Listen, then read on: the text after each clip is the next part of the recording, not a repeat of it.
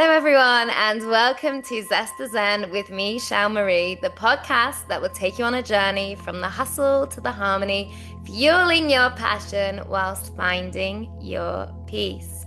Today's guest is someone whose presence speaks louder than any title, though he carries those too. Nicolas is the author of Heaven Here and the founder of Codex One Conversation, a high-frequency offering from for some of the world's most powerful leaders. But what truly defines him is the energy he brings, a steady mirror, a poetic reminder, and an unwavering invitation to remember that we were never separate, never broken, and never alone. Nicolas has walked through deep personal loss, spiritual awakening, and the kind of stillness that reshapes how we move through the world. What's emerged is a way of living and teaching that is both expansive yet grounded, rooted in presence, honesty, and heartfelt connection. Whether you identify as spiritual or you're simply curious, this is irrelevant. This conversation is an invitation to slow down, to tune in, and to explore the quiet truths that often go unheard. Welcome, welcome, welcome. Thank you so much, Shel. Thank you. I'm just grateful to spend this time to reflect and to remember. And I'm on a journey. We're all on a journey, and I'm very excited to walk this journey with you. And I can see that this is a very safe space, and your mirror, your energy, it's divine. It's a pleasure to be here and to share some wisdom and some universal truths together. And that's why we're here. We're here joining the dots forwards in divine purpose, in divine wisdom. So I'm ready to get started. Amazing. And I think, like, when we think about that word, which I used in the intro and that you so beautifully just said, which I was going to use a bit of a funny joke then, that's probably not so funny, of you mirrored back. How would you describe that to somebody who is thinking very physical about a mirror? Well, that's a really wonderful question, and there's two ways of looking at it. So in the illusion, we have two things happening. We have all the fear and all the love. And that's happening in this present moment. And we are not separate from that. So where do we choose to put our intention? We put our intention in fear, in competition, in separation, in conquering and consuming, in generational wealth. So I want to create security for my bloodline and my future bloodline. Where the illusion is that there is no separation between you and your neighbor, between you and the stranger, between you and someone on another continent. So this is the non-duality wisdom. When we look at these two corridors, the corridor of fear and the corridor of love, it starts at courage. But the interesting thing about courage is that there's no feeling to courage. Courage is emptiness. Oof. Wow. So when you're in your stillness practice, in your meditative practice, and you ask to receive courage, there is no alignment happening. There is no movement of the posture. When you ask for courage, there is no feeling attached to it.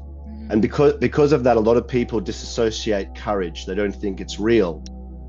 But as you keep walking in the corridor of love, you will start to get some physical responses from the physical. But what happens is when you go through these corridors, eventually you're going to get to the last corridor. And that's when you step into the corridor of unconditional love. This is the last corridor. and then you go into a different corridor, a corridor of higher spiritual dimensions, higher spiritual frequencies. And the way that I define that is the corridor of divine love.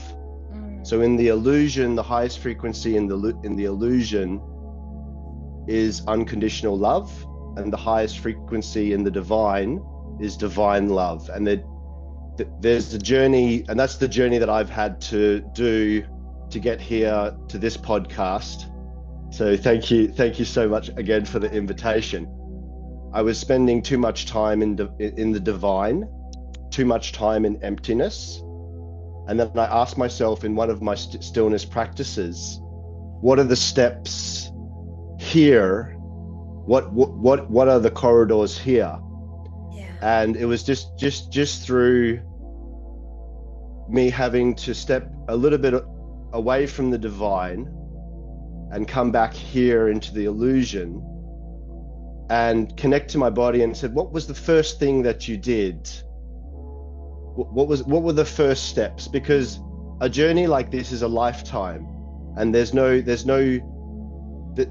know, everyone's journey of the narrow path is different, because our system is built on fear, as opposed to a system that built on love. From childhood, we'd be learning about these systems. So I had to go back into myself, and actually it wasn't peaceful and blissful. It was traumatic. It was this huge spiritual battle of myself. And I was like, do I want to do this yeah, I was like, do I want to do this podcast? Like, what's going on? Abort! Abort. Do I know anything? Who is the teacher? Is this my ego? What's going on? And through this battle, all the beautiful wisdom comes through, because through suffering we create peace, through fear we create love. Because so I was really grateful to get there. So to answer your question, if you're in the corridor of the illusion, to clear your mirror, look for unconditional love. If you're in the corridor of the divine, look for divine love. Wow, there's so much in just what you shared. There's two really big things that came out for me, and one was, if I heard you correctly, how I can 100% relate to what you were saying in my own experience of, I was almost like navigating and then trying this person and the heartbreak and then this and then and it just was so painful, because I just felt like I just was splashing my love everywhere, and then it was almost like people could feel that I was just handing it out for free, that it was just like they were just taking it, and then I was feeling even more empty. And this is not a reflection on anyone else, it's a reflection on myself. So I went into my sacred sanctuary and I painted and I danced, and I was, as you beautifully put, in that divine love of just feeling whole and held, and I'm gonna give all this beautiful love to myself instead. But as much as that is super important, that's not life. And as I had a hard reality of, you have to get yourself back out there, and you have to, and I would love you to define this word more, because I think this particular word, unconditional love, has very, very different meanings as well. But yeah, actually, I learned that my lesson, was, how can you still love and still show up and accept another, regardless of because I realized it was conditional and transitional, because actually I was wanting to give it in order to receive it, whereas actually no. And that's why I think this kept happening to me, and that's why then I had a lesson. So if I heard you correctly, that was my experience. Yes. Yeah, so Thank you for this reflection and remembering. And to answer your question in one sentence, and then I'll circle back to you. When it comes to the illusion, the way that I just help people understand unconditional love, I can tell you a story about freedom. yeah. But in terms of ASME, the state of ASME, that's what you're describing. So there's lessons in ASME, and a lot of people think that enlightenment is blissful and peaceful, which in a way, yes, it is very blissful and peaceful. But there's more to it, because just like unconditional love, just like freedom, just like enlightenment, they're all words. They're all part of the illusion. Yeah. So in the state of ASME, just like you said, you'll feel less than in some situations, and some mirror. But if you look at it like a mirror, you're not actually feeling less than. It's just you're getting that as a reflection of the mirror. And sometimes there's lessons in between the words that are said. So sometimes what we're actually trying to learn is what's happening in the silence of those quote unquote uncomfortable, or whatever the word is, it doesn't matter. But in this state of ASME, it's only about the feeling of being. So you know that feeling you get when you walk in a neighborhood that you say grew up in, and all of a sudden you have the quote unquote confidence to smile at people, and people say good morning to you, and all this is that you're reflecting ASME. And what that means is you're in your being, you're in your presence. So when you're in your being, there's nothing left to do, because you're mirroring love. And when you're mirroring love, people will come from all around to witness you. People will travel the entire globe to witness what you create from this place. Wow, that's beautiful. Yeah, and to go back, there was the other thing. The other question you asked. Yeah. Yeah. Would you like me to reflect on that with you? Yeah. Okay. So like I said, there's the illusion, and then there's the divine. So in the corridor of illusion, the highest frequency is unconditional love.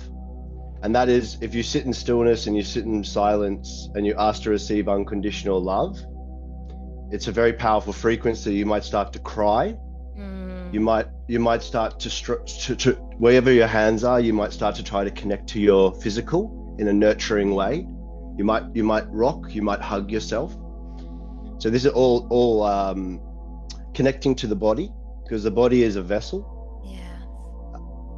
But I don't try to spend too much time here. I try to spend most of my time in the divine. But I like to talk about both, because they're both important. So the concept of freedom is part of an illusion. The way that I explain it to people is freedom to you and freedom to me and freedom to a stranger are very different things. Yes. Freedom for some people is having absolute control over other people. That's their form of freedom. So I never search for freedom. I only search to be free, for the being, the emptiness. So never search for freedom, never search for unconditional love, because all these things in the illusion are still part of the illusion, but they're important pathways, they're important doors to go through. But understanding that freedom in the illusion of fear, which is what we're living in, 8 billion people are living in the illusion of fear at the moment. And in the illusion of fear, freedom is exactly what you see. So freedom is war, freedom is laws and rules and borders and tribalism and separation and competition and consumerism and conquering. Yeah. Because we didn't come here to conquer. We didn't come here to consume.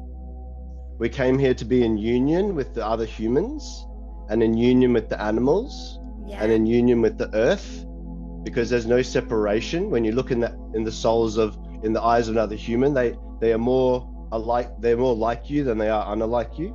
Same with when you look at animals, you can see their soul, you can see their emptiness, their joyfulness, their blissfulness, their happiness. And when you see nature, when you look at the ocean, and the ocean is enjoying itself, and it's in harmony. And the waves, they're curling, and you look at the forest, you look up and you see the wind coming before you feel the wind, and you see the wave of the wind, you see the tide of the wind, and you see the rivers and the streams, and you can see that everything is alive, everything is the same, and there's wisdom in the animals, there's wisdom in nature, there's wisdom in each other's in the other humans. There's a lot of wisdom here, and it's divine wisdom. Yeah.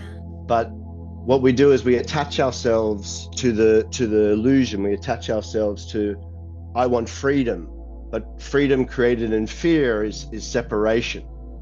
So that's how I try to help people, is just, let's get you in the corridor of love, and then realize that love is an illusion, and then let's talk about what's real, which is the divine love.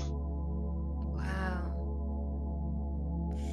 And going back to what you said, particularly, ultimately, if I'm correct in what I'm hearing, you ultimately talk about oneness. Is that right? Yes, So, oneness. so for example, the experience that I had recently was, it's ironic, the things that most of our life we're scared of are the kind of the keys, the unlocking. So I always, even though I was brought up with like a Rottweiler, I was terrified of big dogs, and I used to literally, everywhere I'd go, there would always be one, and it would, really bark, and I was thinking, it's gonna eat me, I'm gonna die today, it's so much going on. And it's just now, just on reflection after you sharing all that, it's just ironic that now I'm currently living in a country that has, I guess, physically not the most pleasing dogs all around, wild dogs, okay? Some of them look like they've got bullet wounds, they've got legs hanging off, they don't look the most lovable. But I tell you something, I have nothing but love from these dogs, because that's what I give them. And I don't see these, I see them, and people come in and they go after the tires, they rip things apart. Like, these are, it's a dog eat dog world survival. But they see me and they turn to little melted puppies. And even if I don't, it's not even that I've got food for them. Like, I do feed them, but I don't always have food for them, and I can tell they're hungry, and they don't then, like, sometimes like go to bite me or something, be like, oi, where's the food? Like, you can tell it's generally they just want that love. I just take time, and even though, they've got, like, they're not the most idealist, you want to, the fur is not the most beautiful, but I give them love, because why should anything not receive love just because of the way it looks? It's not fair. So Absolutely. They reflect your happiness, they reflect your joyfulness and your love. Absolutely. And in the presence of these higher frequencies, there's no place for fear. yes, and that's the thing, like, and I constantly see it, like, I was actually sharing this with someone the other day, because now, like, if they see me, I look like a wild woman walking these dogs. Like, they don't even belong to me, but like, I've got these, these dogs just like following behind me, and like, whoa, whoa, whoa, whoa, and I'm That's so just cool. going for like a peaceful walk, and I could just see, like, almost like when you're in your world, which is like so calm, so peaceful, so loving. And Butterflies, rainbows. yeah, and it's like bombs going off around me, like they're terrorizing the people, they're going after the small dogs, and I'm like feeling responsible for them, like, no, stop. Don't hurt each other. Don't hurt each other. And I just wanted to go for a peaceful walk up the hill, round the hill. And I just said, I was on the phone to my mum at the time, and I said, I can't, because they're going to rip people's dogs apart. Like, they're following me. And it was just highlighting to me that it's so funny that I have one experience, and someone in exactly the same time, exactly whatever, has a completely different experience to me. So yeah, I can relate. And I even had an experience once with mosquitoes. I don't know, it's just, people could say it's a coincidence, but there was just mosquitoes everywhere in Bali. And I just remember I used to love sleeping outside. And there was like, and I never got bitten. And there was never one mosquito in that area. And why? I don't know. But yeah, I used to sleep out there all night. And there would be mosquitoes Divine everywhere. protection. I love that. I Yeah, love that. And I don't believe in coincidences. same. Just a bit. Just Um, slide that in. yeah. So Well, thank you for that reflection and remembering. you're so welcome. Um, so thinking about that, and I think something that is really important that you mentioned, because we are in this world, and even though it's beautiful to be able to know and connect to something much greater than ourselves, whatever people want to call it, because I love, and I know you do understand the power of words as well, which we can talk about in a minute, but I also know that it's more than the power, it's the feeling or the frequency or the energy of the word, because we can often say something and it is not what we mean. So I think always, I would love your take on this about intention. So, what about for you? Like, what do you see about? Because I know there's been times just since we've been speaking where, like for instance, unconditional and these wordings, these labels, essentially. What's your take on that about words and their intentions and? Yeah, thank you for this time to reflect and to remember. And I don't like I said before, I slid it in. I don't believe in coincidences, and I love to join the dots forwards. And I think sometimes to join the dots forwards, you have to also reflect Yeah. on the past. And when I was younger, I was spiritual. But like I said, we all have our divine timing. But there was lessons along the way, and there was people that I met along the way that also took a fascination. They obviously saw something in me, and I was interested, and I was always interested in what's next. I'm a perfectionist, so I'd go, I'd be really caught up in the doing, Yeah. like I'm going to work 80 hours a week. Okay, now I'm going to work 85 hours a week. I'm going to. So it and on that journey, I was a coach at a big gym, and I was charging exorbitant amount, and I was around people who liked nice things and who also made a lot of money. But I didn't just train them; I also observed them.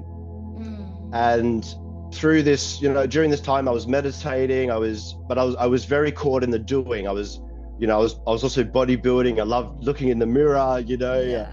I loved to compete in bodybuilding. I was all about the physical, all about the body. And I met one of my clients and started training him for a few months. And one day during the session, he said, I want to tell you something. And I said, okay, what's happened, man? And he's like, oh, I've been having dreams about you. And I thought in my head, I'm like, okay, that's totally normal. Okay, yeah, well, what were your dreams about? And he said, well, I've got something else to tell you. He said, I'm the grandson of a real life Amazonian witch doctor. And Wow. I'm one of many, many grandchildren. And just in my family, there's a lot of children, but I'm the only one that she speaks to. I'm the only one that she's passed down the wisdom to. And I Wow. was like, okay, sure. So he told me about his dream, and all those things started to happen. And we spent a couple of years together. And one day he called me and he said, let's catch up for coffee because I had another dream, and I think it's the reason why we met. Mm. So in typical Melbourne, Australia style, we caught up for a coffee, and we were sitting outside, people were walking past, cars were driving past, and I think we were having turmeric lattes at that point. And he leaned in and he said, Nicholas, there are two types of people on the earth. There's one type of person that experiences three versions of themselves in this lifetime. And then there's the other type of person who experiences 7 versions of themselves in this lifetime. And the person who experiences 7 versions of themselves is a leader. And the same is true for the person who experiences 3 versions of themselves as the person who experiences 7 versions of themselves, is that it's always a crossroad. It's always a choice. And that choice will keep coming up. And some people can live their entire lifetime without experiencing the first version of themselves. And what will happen is this crossroad will just keep coming up, you know, every 10 years or 20 years, and you'll get that choice. So I was really taken back. It was a really profound wisdom that he shared with me. And I took it with me, and, you know, I sat with it, but I was still very much in the mind, in the body. And the way that my mind and my body processed it was, okay, I'm a leader. Wonderful. I always felt that. Okay, I'm a leader. Wonderful. I'm going to experience 7 versions of myself. Oh, excuse me. That's what he said to me. He said, by the way, you're a leader. In my dream, I realized that's the message. So I said, okay, wonderful. I'm a leader. 1, 2, 3, 4, 5, 6, 7. All right, that 7th version of myself, he must have a good life, lots of friends, big house, nice car, must have lots of books, international, lots of power, lots of titles, lots of influence. And that's how my mind, because that's how the mind takes ancient wisdom. It puts it in a box. But ancient wisdom doesn't fit in a box, because ancient wisdom is a circle. So coming back to the present, so now that we've opened up some graveyards, close them back up, and I feel like people are held on them. Am I 3 or am I 7? Sorry, carry on. I didn't mean to interrupt you. No, please do, anytime. I ramble so much anyway. No, I love it. I love, it's all about balance, isn't it? Absolutely.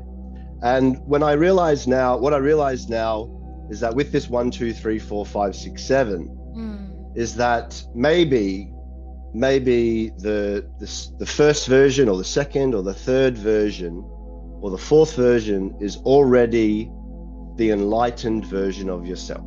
And what I mean by enlightened, because that's just a word, it's the highest version of yourself. It's the version of you walking the narrow path. It's working as your true self, feeling enough, feeling present.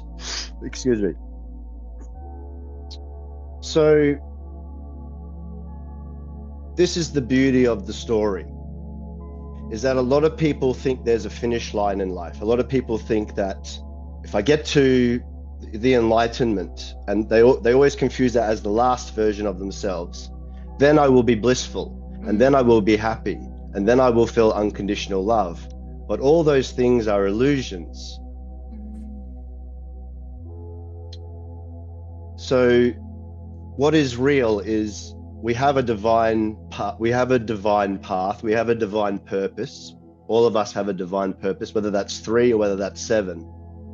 And if you find yourself at the 3rd version or the 2nd or the 1st or the 4th as the highest version of yourself, that is a great thing. That is a very good thing, because it just means as the highest version of yourself, you still have things to do. Yeah.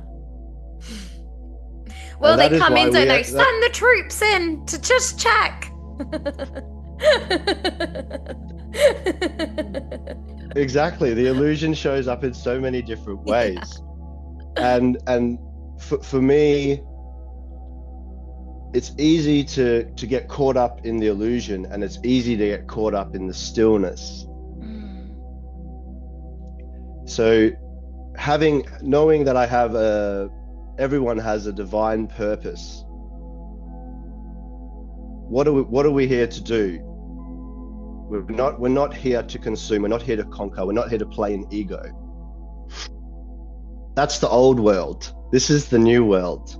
We're here to build a world built on love, and compassion, because compassion is the state of as me. As me is unconditional love. As me is the state of me being where I walk through a neighborhood and I say, this is home. And wherever I walk, wherever I sit, this is home. Yeah. Right now, this is home. This is as me. This is unconditional love. This is free, not freedom, free. Yeah. Thank you for that reflection and remembering. You're so welcome. And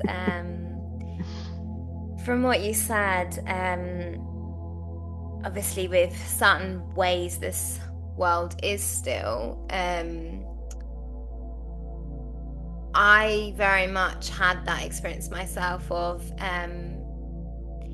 it was nothing to do with a lack of intelligence or understanding. I very much understood, and I know that again, compared to other people, I'm very blessed and fortunate in the sense of the location that I was born. And maybe this was an illusion or whatever you want to call it from a young age of like, I didn't know about visas, about borders, about things like that. For me, the world is the world. Like, it belongs to everybody. I didn't understand this. So to then, and it's nothing against my country, but my country, it is my home. It is where I was born, but there's other places in the world that actually feel, not the people, not the family, but really feel like home to me.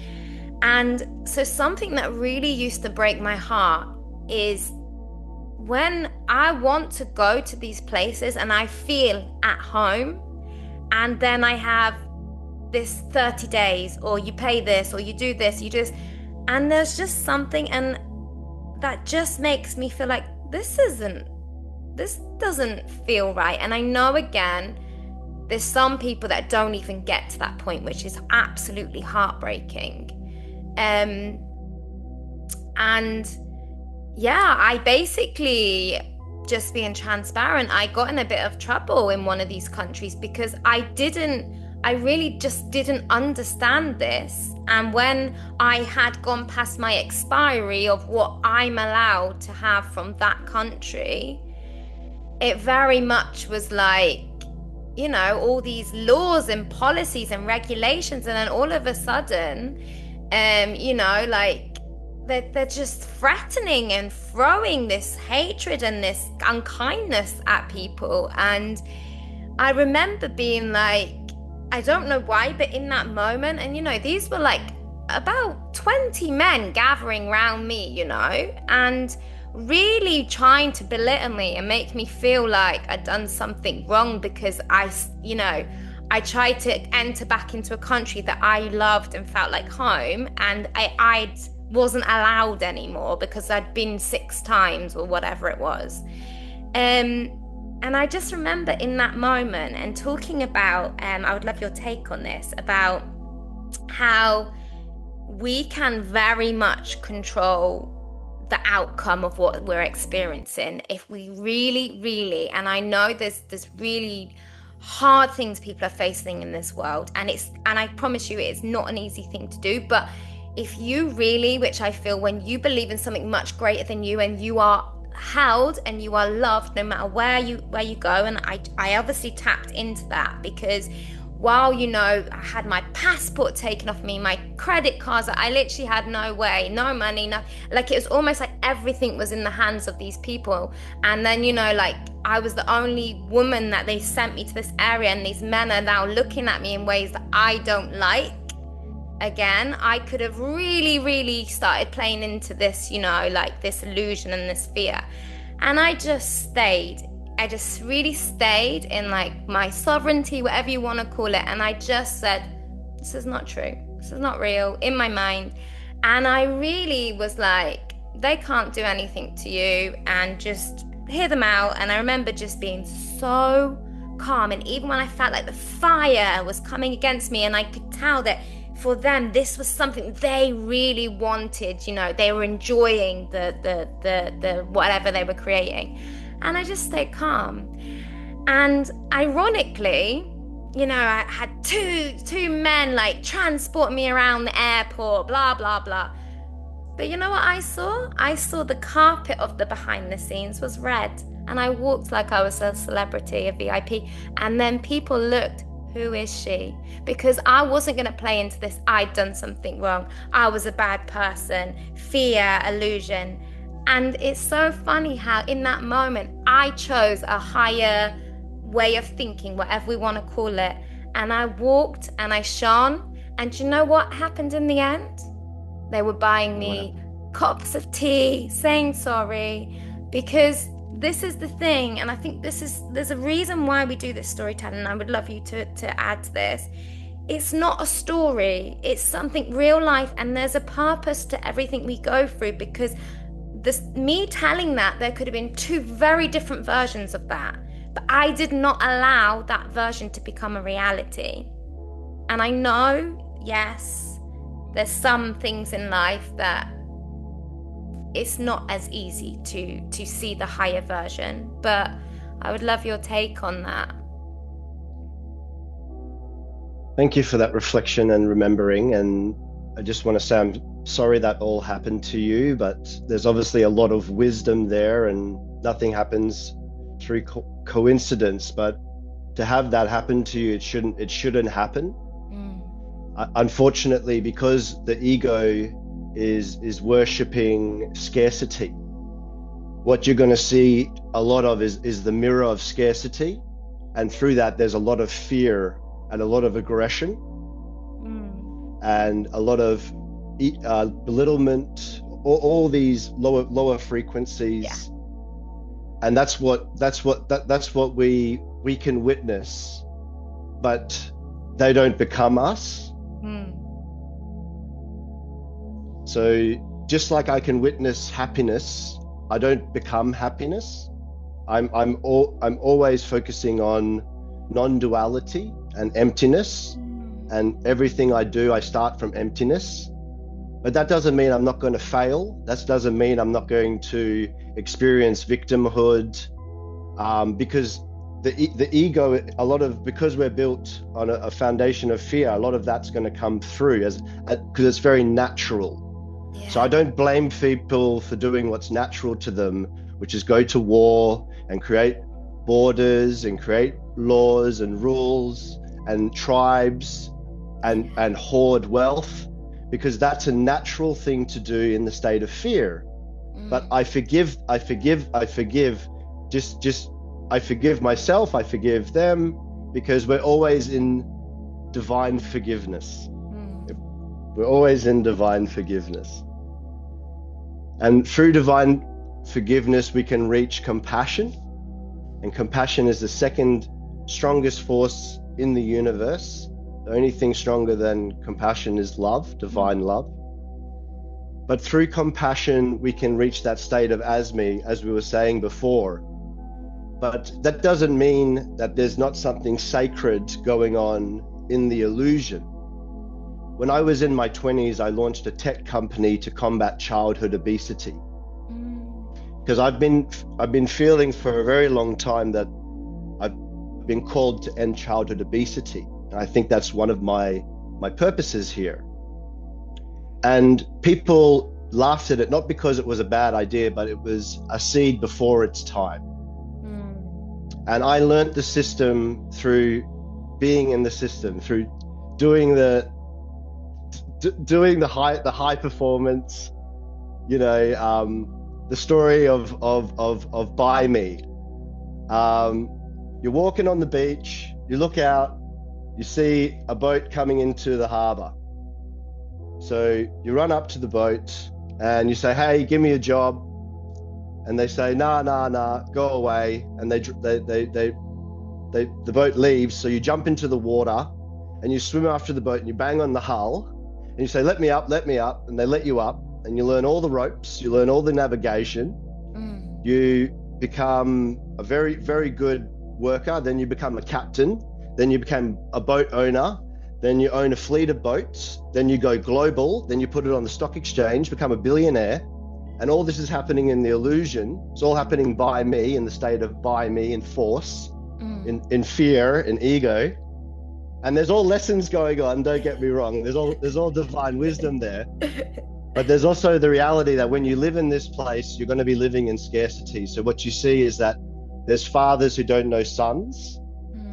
There's what, you know, there's I don't want to bring in labels, but I just want you to get the image that in this state of by me, and this is a state of a lot of leaders in the illusion, you know, where there's 8 million of us at the moment. And a lot of the leaders, unfortunately, are living in scarcity, are living in ego. Yeah.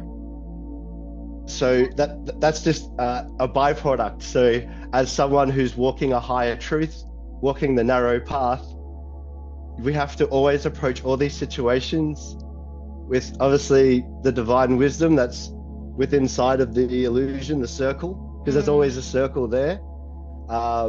So just know that all these things are sacred seeds. Some of them are planted before their time, but don't walk away from them. Keep watering them. And all these things will happen in the illusion. I think that's super important what you're saying, because like going back to what we said earlier, like, and it's not everybody, but there seems to be quite a lot of people, leaders, with these same patterns, let's say. And so I agree, yeah, it's like, really, this is just a synchronicity that, you know, that when we connect and we have these experiences and these incredible talks, that we all seem to have a very similar path, and continuously, and you know, even now, and it's no blame to anybody, but even there's that fine balance of then when you finally made it, of all of a sudden the price goes up, and this and this and this, and then again what happens is it stops those that are on the journey being able to get to the next point, because now actually, you know, you can have it, but if you have this, so it's conditional again. So it's like, yeah, and it's not saying anyone's right, anyone's wrong, because then there's also going back to what you deserve and your wisdom and your value. And we are in this world where, you know, money is a driver, and energy is very important, and your time is very important. But it's like, there isn't an answer. There's not an answer I'm seeking. It's just, you know, like, what do you do? Absolutely. There's a storm, there's a fire, but there's also a universal truth, and that's what we're all tapping into, this universal truth. And there's been awakened beings here on this earth who've told us the universal truth, and it's always been a circle, because the universal truth is a circle. But what have the humans done? They've attached the truth to the mind, and when you attach it with the mind, you put the truth in a box. You put it in a state of ego, so you can control. So I speak a lot about universal wisdom and divine wisdom, and things that are not to be understood with the mind, only understood with the soul, with the spirit.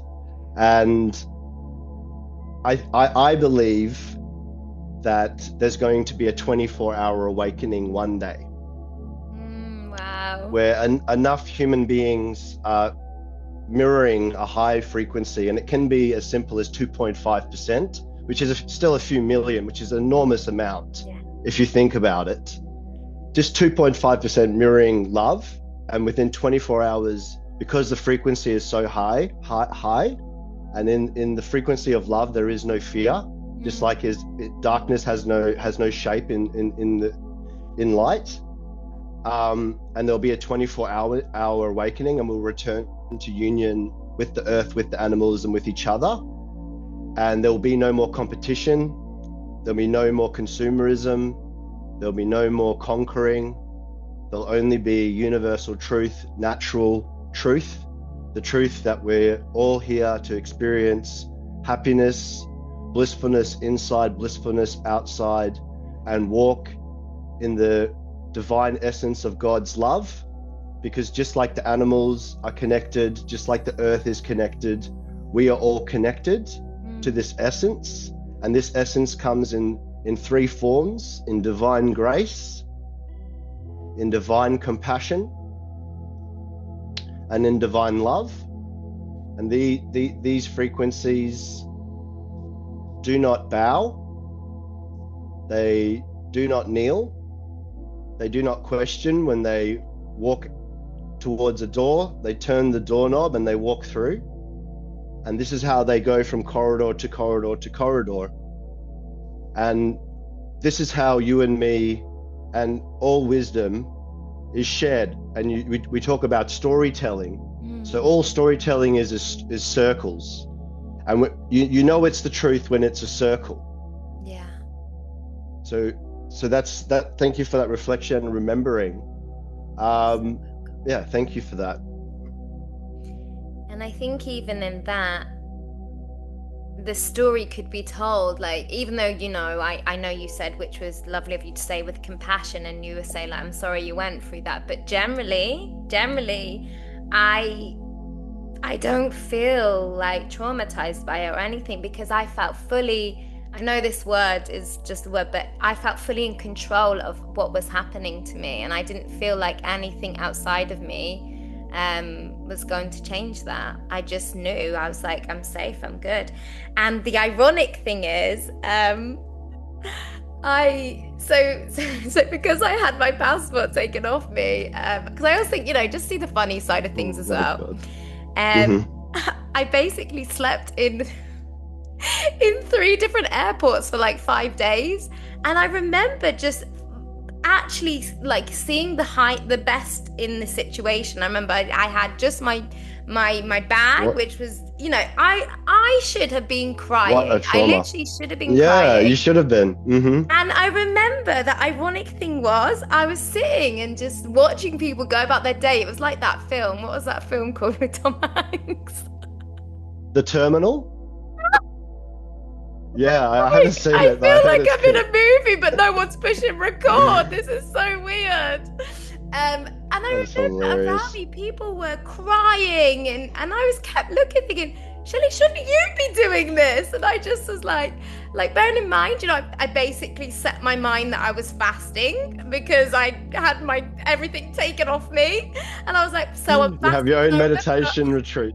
I remember looking around the whole airport and being like, right, I'm going to pick somewhere really nice to sleep tonight. I just constantly saw, that's like, hilarious. Where's the 5-star location? And I did. And like, people like, and this is the thing, you know, before people like, and people will naturally judge, compare, whatever, but actually people have no idea what other people have gone through. And, you know, like what they say, however the outcome is I believe the outcome for the person, regardless of how they got to it, whether they're on TV, whether they're not, whether they're this, whether they're that, you don't truly ever really know that person and what path and journey they've been on. So yeah, just give, you know, more compassion and love to just everyone and everything, and just be open-minded to just what could potentially unfold in any situation. So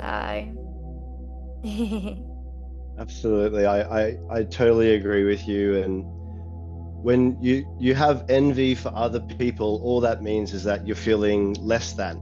So question why you feel less than, because everyone's on their own journey, their own divine journey.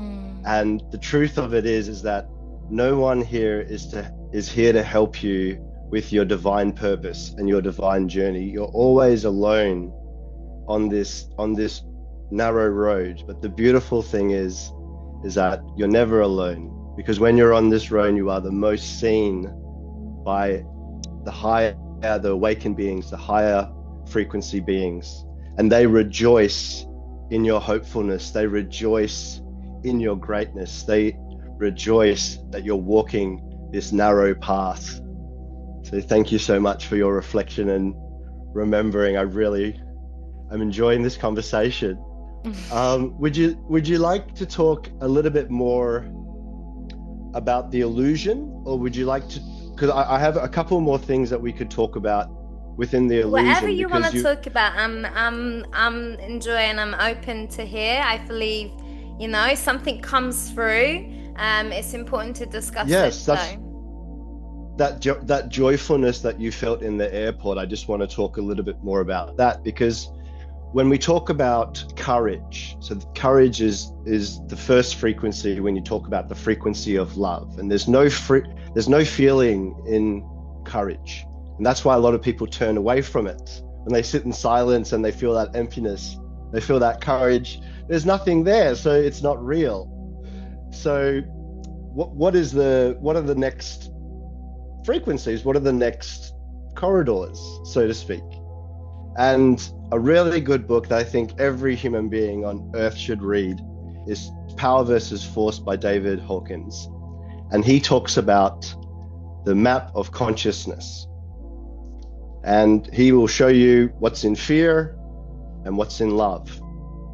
And these frequencies, if you actually go through them during your stillness practice, in terms of welcoming each one in one at a time, these are very important corridors. They're very important frequencies, and they will help you get to those higher frequencies, the divine frequencies. But joyfulness is a beautiful frequency. But before joyfulness is neutrality. Neutrality is a beautiful thing. It's also a lovely space of emptiness, where there's no judgment. Because when there's no judgment, we can be naked. And when we're naked, we're in our natural state. We're not bullshitting ourselves, It's a beautiful state. And then we go to acceptance. And acceptance is a beautiful frequency as well. Because when you look at the world through acceptance, you realize that everyone's on their own divine journey. And people are choosing, they're not only on their own divine journey, they're choosing that journey. So everyone's choosing to live this life. This is their heaven. Everyone right now is living in their heaven. It just looks a lot different from you and me. There's probably some people are like, what? Living in my heaven? This is What's heaven. he talking this is about? Our heaven. You're like, wait a minute, I gotta pay my rent next week. Just wait, guys, wait. Luckily, this journey is the most important journey, because the journey of paying your rent, that's all part of the illusion. And that's why this journey is known as the journey of the narrow path. And I'll get into more of that a little bit later on with the analogy about a stream that I love to share with people. So after acceptance again, it's a beautiful frequency. It's a beautiful frequency. We have joyfulness. And through joyfulness, you will feel physical. You will feel a physical change in joyfulness. So stay in joyfulness. Joyfulness is a beautiful frequency in the illusion. But joyfulness doesn't come from thought. Joyfulness doesn't come from emotion, and joyfulness doesn't come from feeling. So find your joyfulness from emptiness, because this is a natural state. This is natural joyfulness. So when you talk about these corridors, these are some of how I've picked the locks. And after joyfulness, you go into the higher frequencies of peace and love. And then in this illusion, you have unconditional love as the highest frequency here. But then there are frequencies in the divine. When you talk about having an awakening, someone having an awakening, seeing a vision, hearing a message. These are where these frequencies are coming from. And once you see these frequencies, there's no unseeing them. Yeah. It's like a And when Pandora you, box, isn't it? it really is. And the beautiful thing is that these places become more real than this illusion. And so that's where I've been for a little while. So this is a divine circle that we're doing here. So thank you for that reflection and remembering.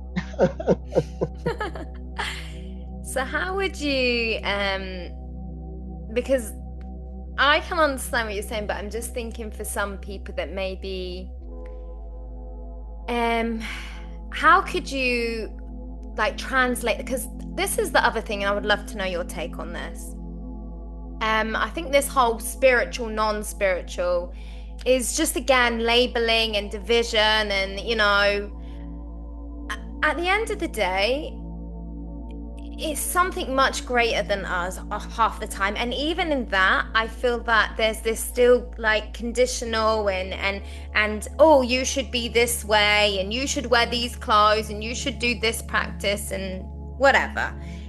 But essentially, I think it's often the people that don't define as spiritual that are actually having very spiritual, not necessarily the words and the whatever, but I feel like, and I'd love your take on this, because often we are using, which is ironic, words that almost put them off accessing that information or listening to that whatever. I feel like we're actually sometimes speaking to the wrong, not the wrong, because nobody's wrong, but I feel like sometimes people that don't always need, not, okay, it's hard to word it, not need it, but that are kind of, on their own journey or something, are absorbing, which is nothing wrong with that. But it's often the ones that really are in these spirals, really are in these illusions and these very outdated ways of thinking that I feel need to hear it more. And I think one thing that I really, really like to do, regardless of my own beliefs or whatever, is I like to try and say it in ways that I feel like all people can understand and all people can relate to, because essentially it's all actually the same. Like whether we talk about praying or we talk about meditating or whatever, it's essentially, I feel like the word often, I would love, because I know that you speak a lot about words, is sometimes the word is the block in itself before even getting to the next part, and like even hearing the next part or understanding if it means something to you. It's like the word comes and it's boom, no, this is not for me, like spiritual or divine or whatever. So I don't know, I hope you understand what I'm trying to say here, and like I just love your take on it.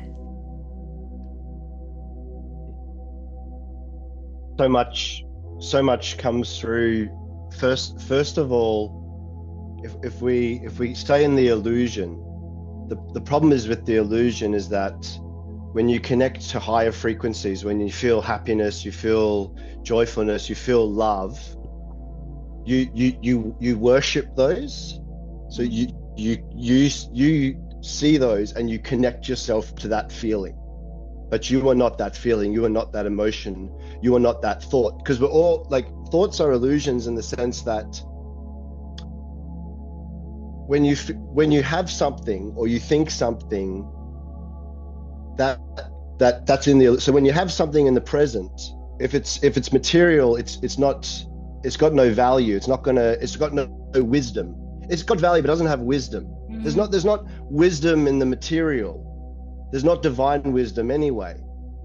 And then if you live in the future, you're wanting something, but then straight away you're feeling there's lack here.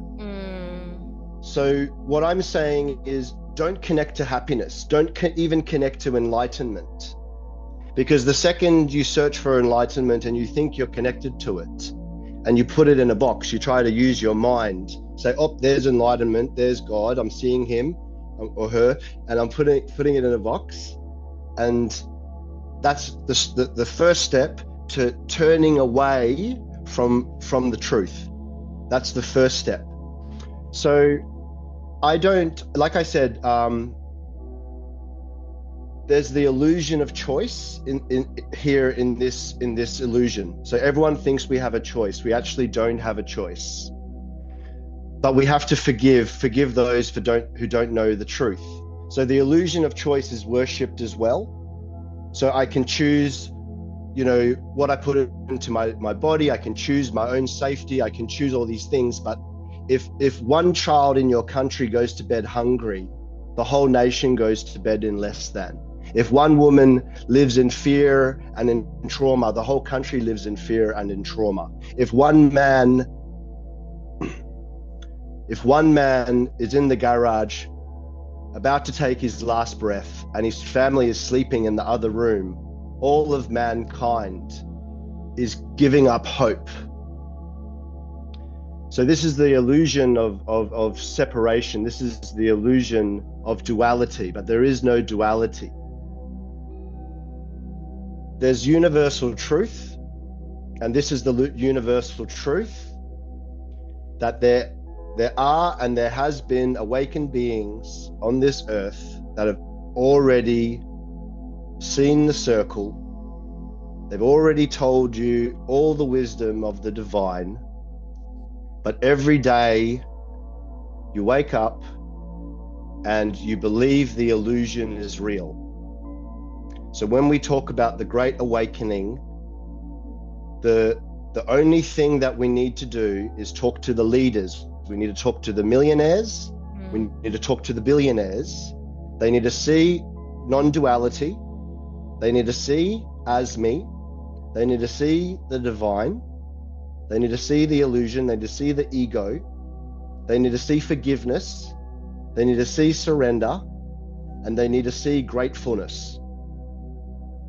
Because when you surrender and you're in truth, there is nothing left to feel other than gratefulness. And I like to judge a person on how they bow in the presence of their own greatness, in the presence of their own hopefulness for humanity and themselves, and their own love for themselves and humanity. Because if a great leader can bow at his own love, the whole world will change. And we don't need everyone, we just need enough. Yeah. And there'll be a 24-hour awakening. And the best part is, it's already happened in divine timing. And there's nothing left to do other than to sit in stillness and sit in silence and be grateful and to bow in the presence of truth. So thank you for this reflection and remembering. You're so welcome. Just to think about what you said, which is really powerful. Do not sometimes, and I just thinking aloud here, and I'd just love your opinion on it, but do you not think sometimes that they are aware of it and that they're making certain decisions? Not all. For example, they're not the ones on the ground and having to potentially do acts that maybe their soul doesn't want to do. For example, like, I think there's this big kind of thought, whatever it is, of, like, for example, like, even down to the UK, when the UK decided to stay with the, I don't want to go into politics, but, decided to keep their pound, or just to really make it simple. And I remember there was just I remember people like hissing at me and things because I said I was British or I was from the UK.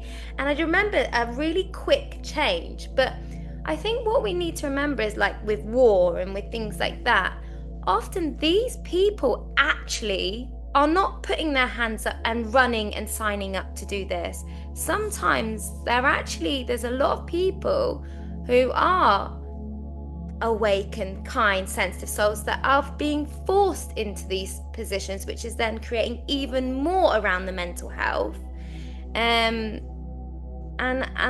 so it does make me question that, like, these leaders, like, they must have some kind of, they must know what they're doing, because they're not the ones leading the way, are they? And believing in what they're doing. So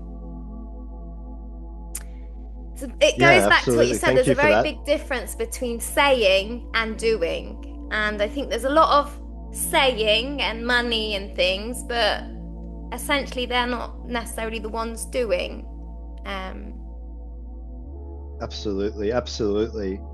Well, thank you for that reflection and remembering. There's obviously, again, a lot to think about, but all I can say, I mean, I can say a lot of things, or I could just be quiet. Don't make for much of a podcast.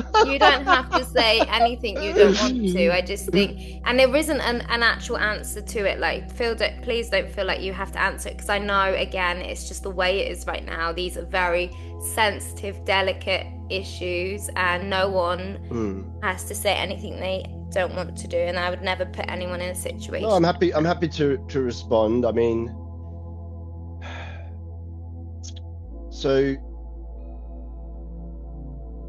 there is a lot going on, and it's all real. That's what I can say. I know we talk about the illusion a lot, but what is happening is real, and it matters.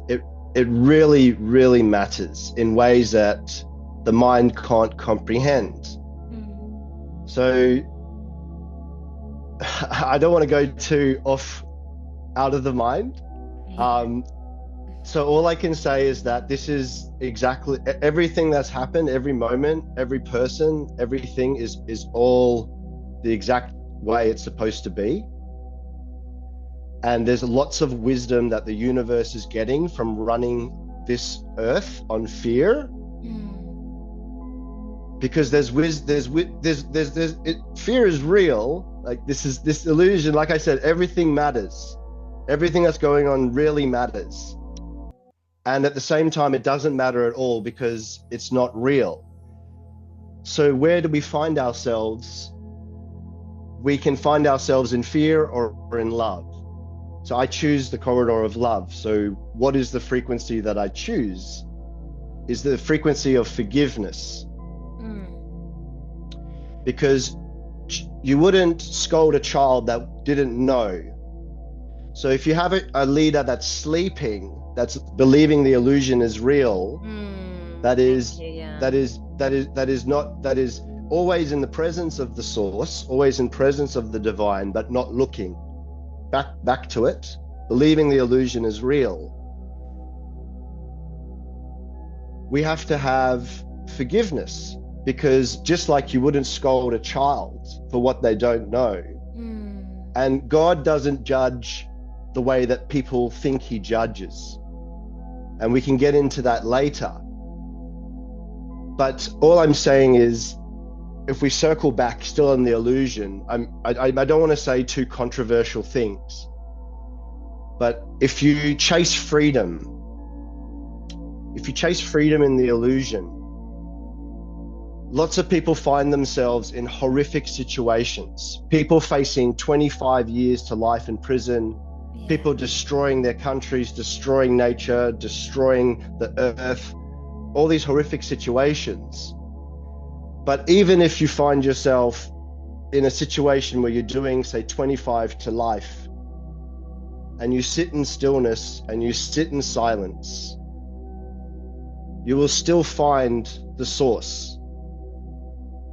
Because God doesn't judge these small things of life and death. I know I'm saying some pretty out of the world things, but don't try to understand everything. God doesn't care about life and death. He doesn't care about good or bad. Yeah. He doesn't care about all these things that we in the illusion have been worshipping. And I can tell you some stories later on about some of these circles. I try to teach in circles. Yeah. So all I can say is it's real, it's real, but it's part of the illusion. So where do I find myself? In a state of forgiveness, divine forgiveness. Thank you. Thank you. And I think, like what you said, like I understand what you're saying, but I feel like, again, like going back to what you say, sometimes there's a time for certain conversations, and then everything has its unfolding. So I believe in that, and thank you for sharing that. You're So welcome. just because I just feel like there's so much that you probably have within you that you would like to express. So rather than, me thinking, I would just like to just give it over to you. And if there's just something right now that you feel like would be really powerful to share, I would love to hear it. I would love that. Thank you for this time to reflect and to remember. There was 2 villages, and in between these 2 villages was an ancient village that had been covered up with sticks and branches and dirt decades ago, and the village was forgotten. And just like everyone, we grow up in the village and we become of age that we want to have our journey. So we become of age, and our whole life we've been hearing about this other village.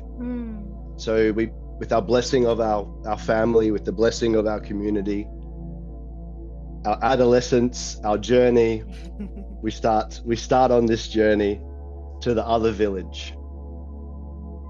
And we walk for days and days. And as we're walking, we come across this beautiful ancient tree. And as we're walking past this beautiful ancient tree, our foot breaks through the floor, and we fall into this ancient well. And as we're falling, we grab hold of one of the roots of the tree. And we scream for help. We scream in fear. And we tremble, and we feel pain, and we feel suffering. And after a while of screaming, we realize that there's no one else there. And we're just in this well, holding on to this root in so much dread and fear. And we look down and we can see that there's water at the bottom of this well, and the water is stirring.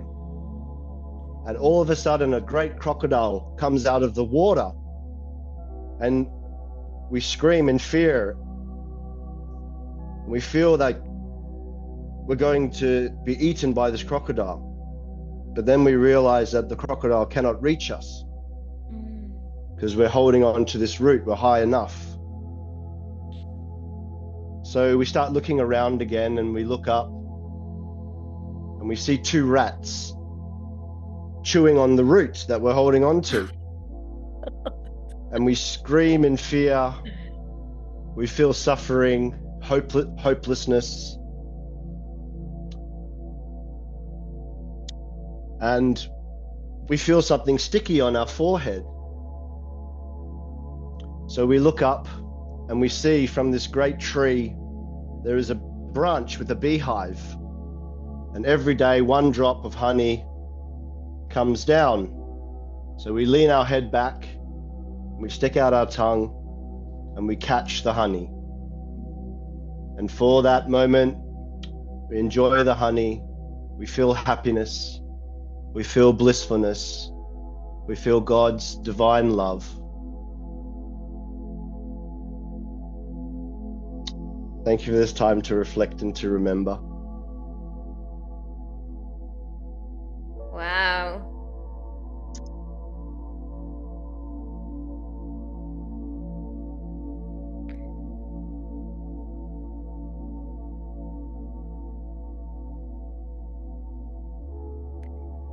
So much to think about there.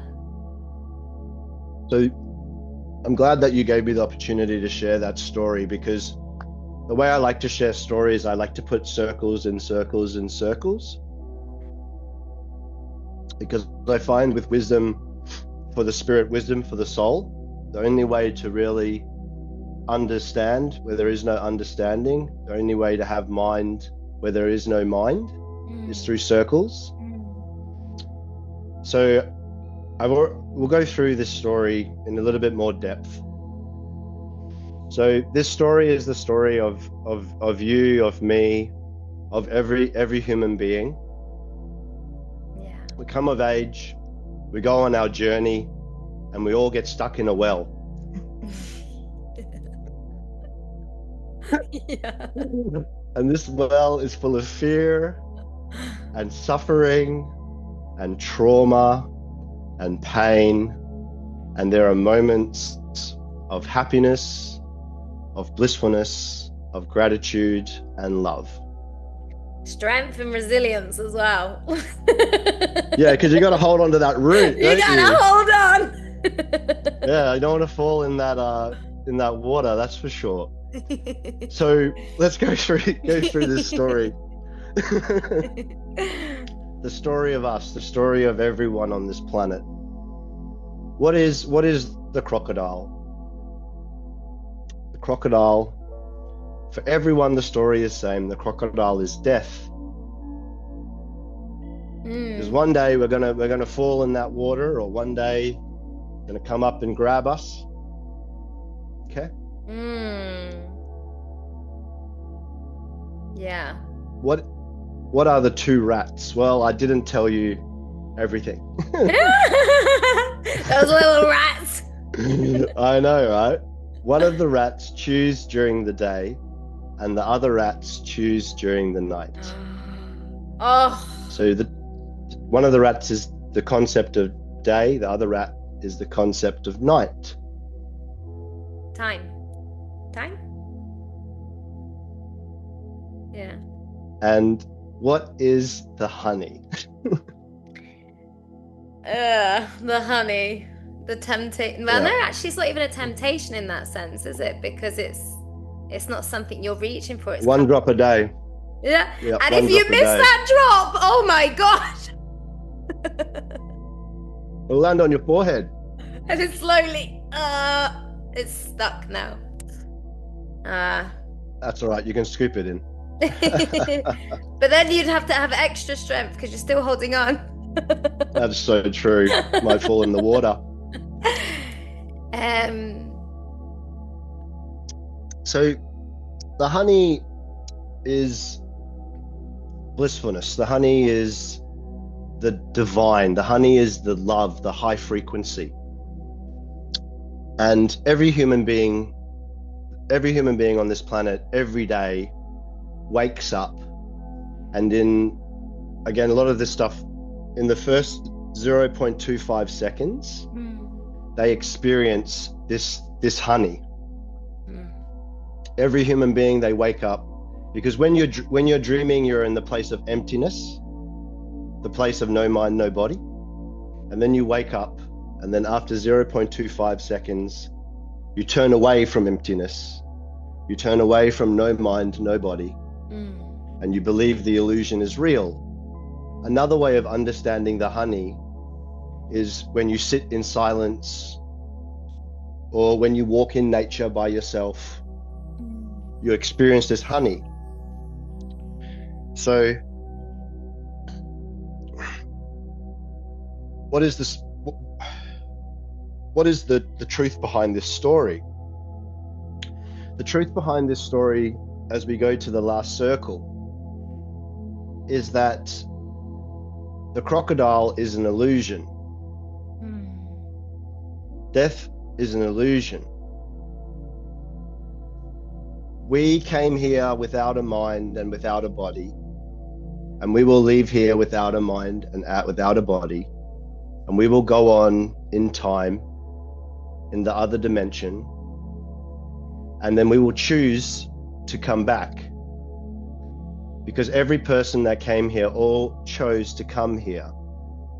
And when we chose to come here, we were happy.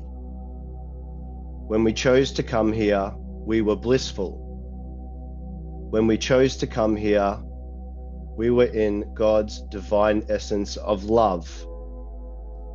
And then we came here in our mother's stomach and our brain and our body was developed, and we were born into the illusion, and we forgot this great truth that we chose to come here, and that we came here without our mind and without our body, and we will leave here without our mind and without our body, and we will go on eternally, forever, because none of us die.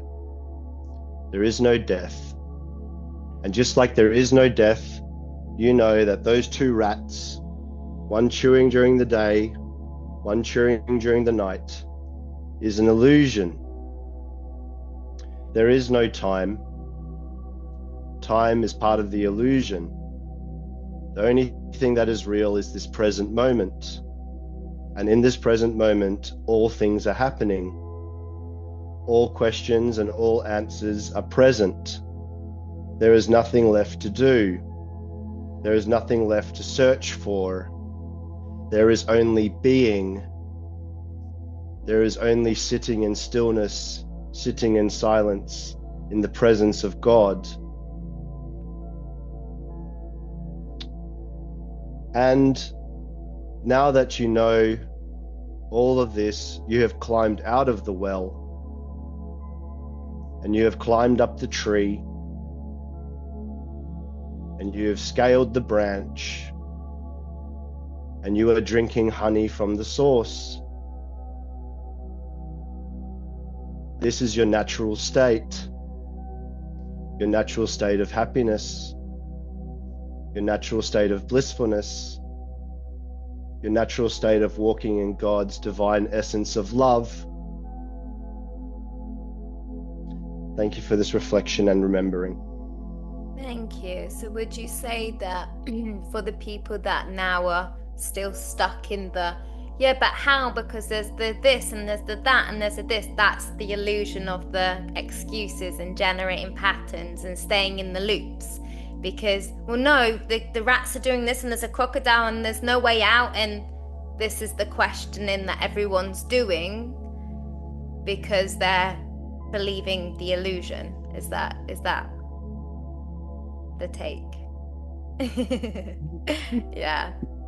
Because straight away, I always feel like before I used to always think everything that comes into my mind is me, but now I realize it's not, it's whatever we want to call it, but I know that it's the majority of what others would likely think and doesn't necessarily mean it's me. So when it comes in, I know that I can see beyond that and see the bliss of it and the what you essentially believe and choose to believe, and what actually people are going to be stuck in, of whether it's a story or not a story. I think they get stuck in the, but you said this and you said this and you said this and you said this, and back to what you said, does it actually really matter? We're getting stuck on something that doesn't actually really matter, aren't we? Absolutely, and it's all an internal struggle anyway. If you're getting stuck on something, it's your lesson, just like it's your purpose. It's no one else's purpose. No one's going to live your purpose for you. You're the only one that can carry your purpose. Absolutely. And even, I would love your take on this, even the way you started the story, what I heard, like greater than the actual story, was they were already happy and content with where they were, but they went in search of more, and then ironically developed That's the divine purpose calling. We all have a divine purpose, whether we know it or not. We all have a divine purpose.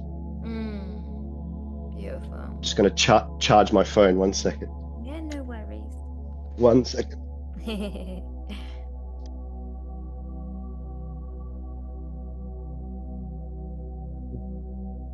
Let's drop down a light. That's working.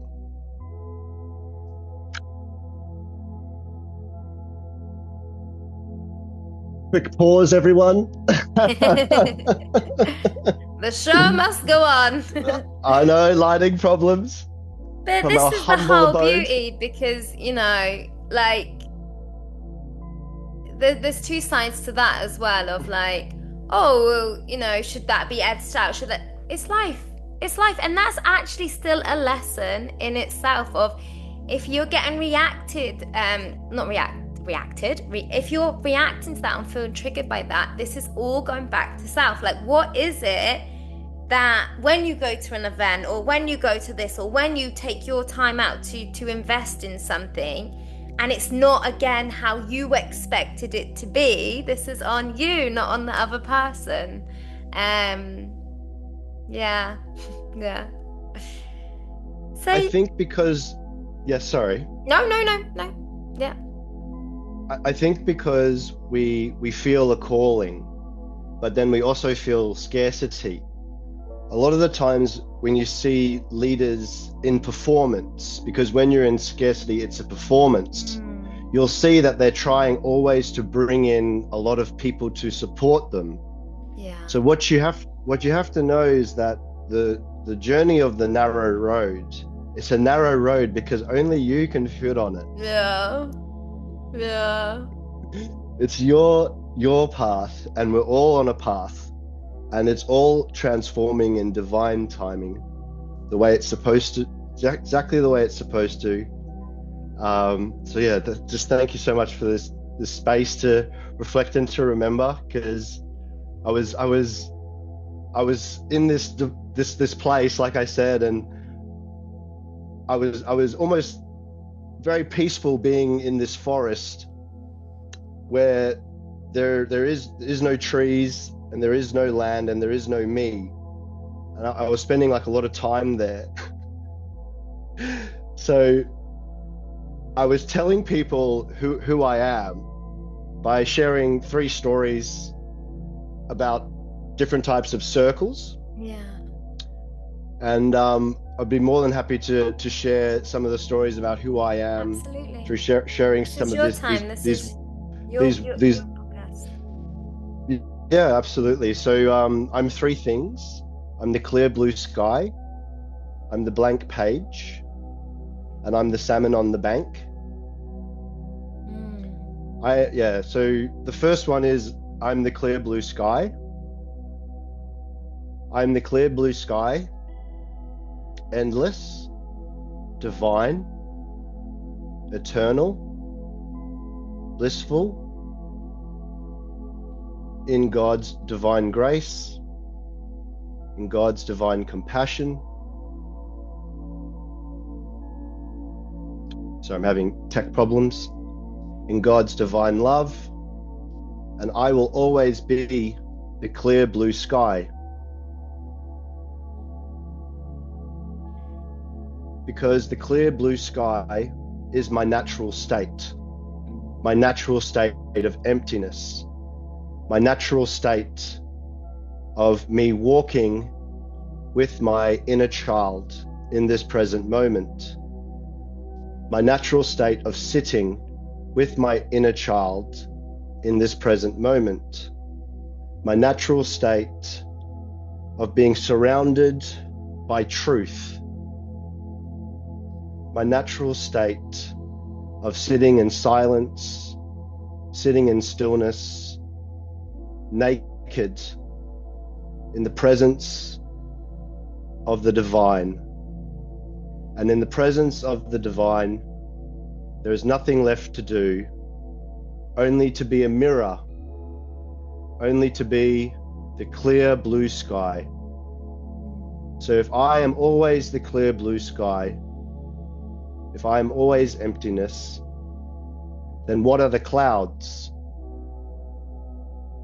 And this is where a lot of people they attach to this because they don't understand the wisdom in the clouds. What are the clouds? I am the clear blue sky. I am not the clouds. So what are the clouds? The clouds are my thoughts.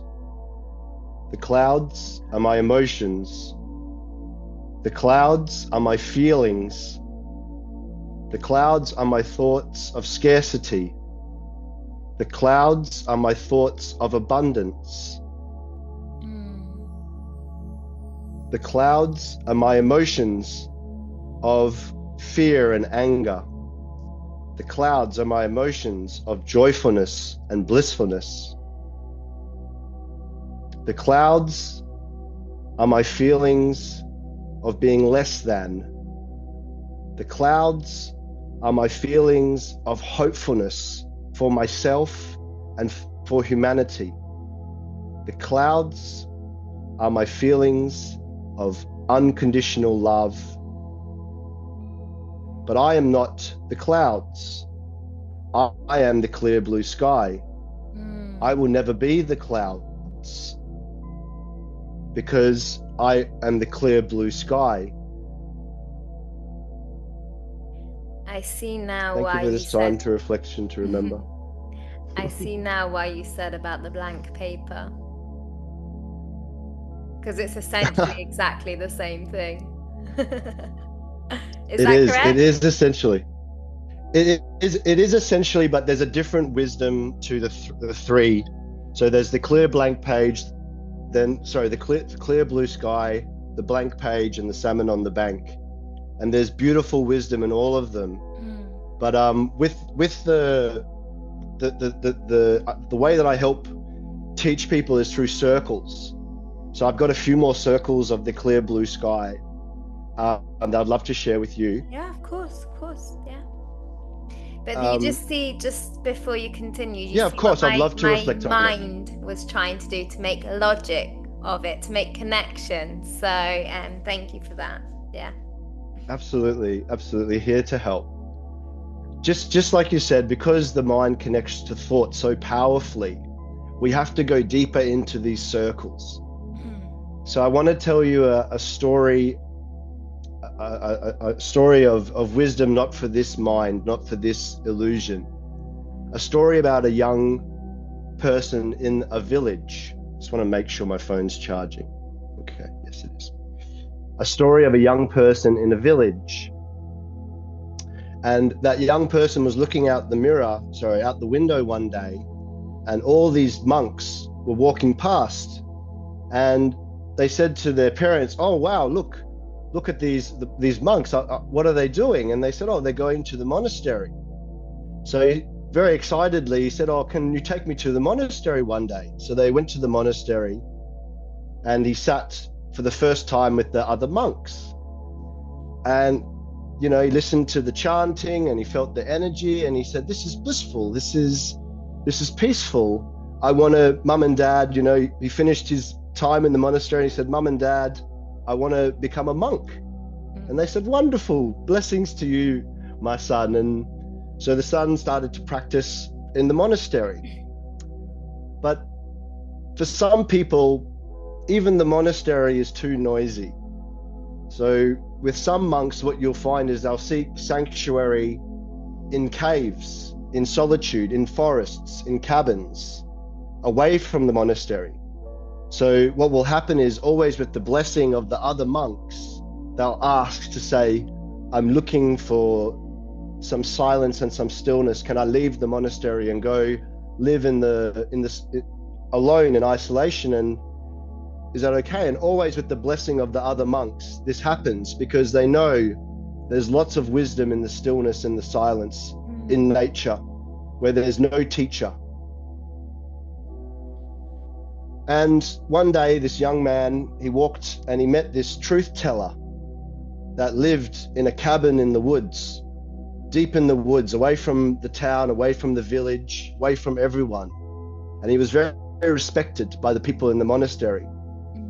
And he told him, he said, "Go get the mop and mop the cabin, and then go get the bucket and fetch the water and make the tea, and then go sit in silence." And after this, he came up to this teacher and he said, "Can you teach me? I'm young, I want to learn." And with the blessing of this truth teacher, he said, "Yes, I'll teach you." So this circle happened where you'd go and you'd visit this truth teacher and come back to the town and do the school and grow up. And as he growed up, adolescence happened, and hormones and looks started to come in, and started to get attention from the opposite sex. And he said, you know, wow, so much is going on. And this woman, so beautiful, fell in love with him and said, leave the monastery and marry me. And my father and mother, they own the most successful business in the village. They'll give you employment. And he was in love. So he walked and met with this truth teller, and he said to him, he said, listen, I love the teachings. I love the monastery. It's all so great in my heart, and I always support it. But I want to marry this girl. I want your blessing. And I want to live this life. I want your blessing. So with the blessing of the truth teller, this monk in the solitude and the stillness, he went back to the village and he married this girl. And 20 years passed. And after 20 years, the parents-in-law were so proud of him. He had inherited the entire business, the most successful business in the village. And he had all the titles. He was a very important man. And his own parents were very proud of him and loved him so much because he produced grandchildren for them to spend their golden years with the grandchildren.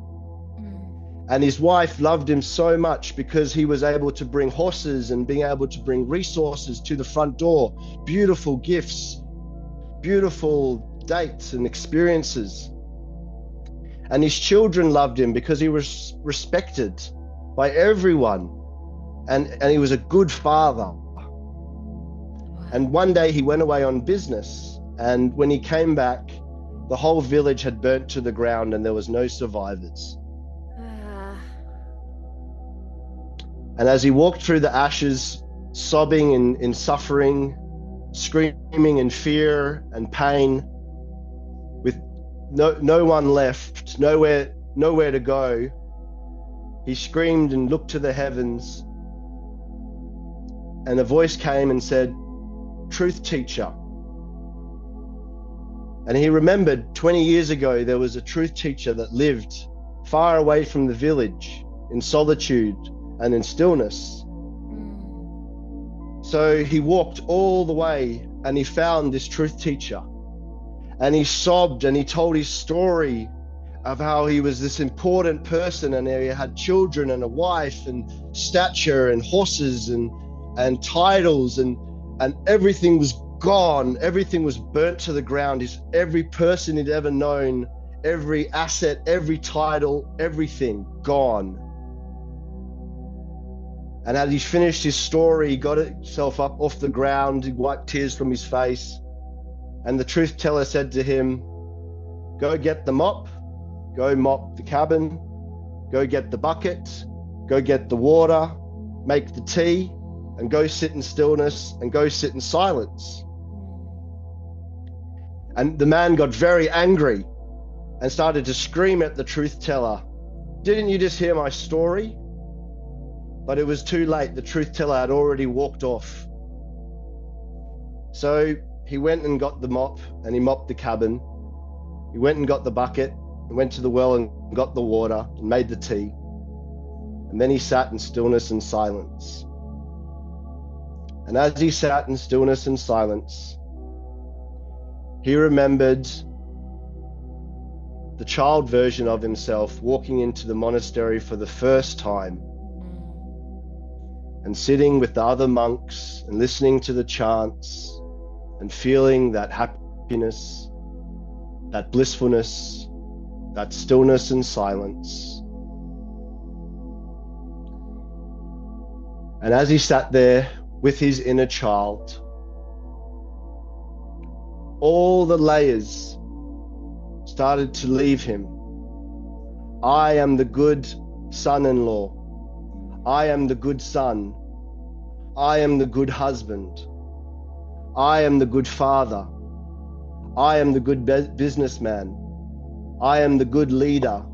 All the labels, his whole life started to fall away. And he was left naked, sitting with his inner child in the presence of truth, in the presence of God,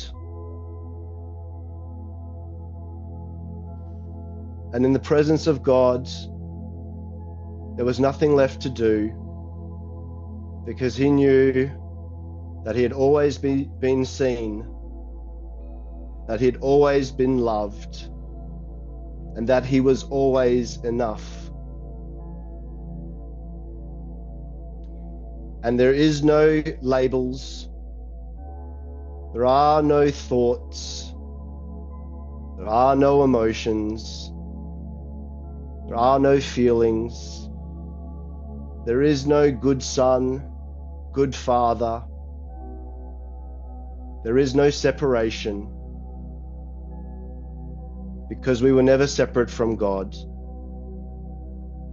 We were always seen by God, and we were always loved by God. And in this stillness and in this silence, there was nothing left for him to do other than to feel gratitude and to bow. Wow. Thank you for this reflection and remembering. I know, like you so beautifully said earlier, that it's much beyond a story, and it's something much deeper wisdom that can only really be perceived and understood by the soul. But thinking about the different types of people and the different ways that we interpret things, and them taking it in a very literal sense of like, that if there's only that, then is that wrong, even though nothing's wrong or right? So just to think about, our modern world, which is generally very busy and very, could be perceived chaotic, or, naturally us wanting love or wanting to have somewhere safe to feel that we live in and things like that. How would you like, or what, not even a how or a practice or at all, nothing even like that, what would you say for people that are now questioning everything of almost like, so what about the job, what about the love, what about the friendships and things like that, just so that we can really be relatable and I'd love that. Yeah, it's a great question and an important question, and the answer is simple. With these types of wisdom, there's no need for me to try to search for anyone to accept these types of wisdom, because these wisdom are an invitation. So I'm not trying to convince you of any truth. I'm only trying to help you remember the truth, the universal wisdom of grace, of divine compassion and divine love. And any person that's in the circle, any awakened being in history that's written books or done scripture, you'll see this same universal truth flowing through. But the thing is, it's not up to you and me to convince anybody of these things. And a lot of these truths are sacred to the point that there has to be a worthiness of the vessel. And I don't say that out of ego, but the vessel needs to be worthy to understand higher truths. So that's how I look at it. And again, we don't need to convince everyone. We don't need to convince anyone. But if enough people see us as a mirror of this divine wisdom, the whole globe will start running on love. Because we only need a certain amount of people. We don't need everyone, because not everyone is experiencing 7 versions of themselves. Some people are experiencing 3 versions of themselves, and then most people are experiencing 0 versions of themselves because they've never connected to the first crossroad as their higher self. So there's so that's how I look at it. Is if you speak to